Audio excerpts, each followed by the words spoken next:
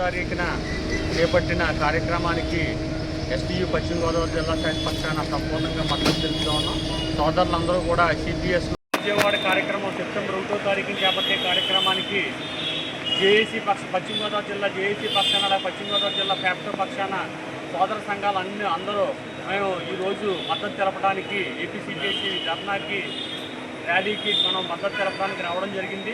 అయితే ఎస్టీయూ పశ్చిమ గోదావరి జిల్లా శాఖ పక్షాన్ని కూడా సంపూర్ణమైన మద్దతుని ఏపీసీపీఎస్సీ ధర్నా విజయవాడ ధర్నాకి సంపూర్ణ మద్దతుని ఇస్తున్నామని తెలియజేస్తూ ఉన్నాం. సిపిఎస్ గురించి ఇప్పుడు దాకా సోదర సంఘ నాయకులందరూ కూడా తెలియజేశారు దీంట్లో ఉన్న లోటుపాట్ల గురించి.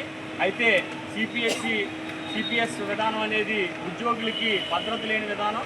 ఓపీఎస్ అయితే కనుక భద్రత అనేది సంపూర్ణంగా ఉంటుందనేది మనకి జగమెరిగిన సత్యం.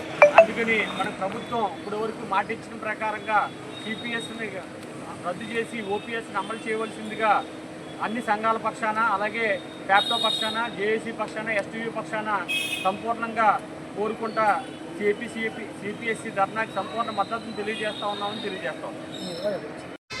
పాత పెన్షన్ విధానాన్ని రద్దు చేయాలి, సిపిఎస్ విధానాన్ని రద్దు చేయాలి, సిపిఎస్ విధానాన్ని రద్దు చేయాలి. చెప్పండి. జిందాబాద్ జిందాబాద్ జిందాబాద్ జిందాబాద్. రద్దు చేయాలి సిపిఎస్ విధానాన్ని, రద్దు చేయాలి సిపిఎస్ విధానాన్ని.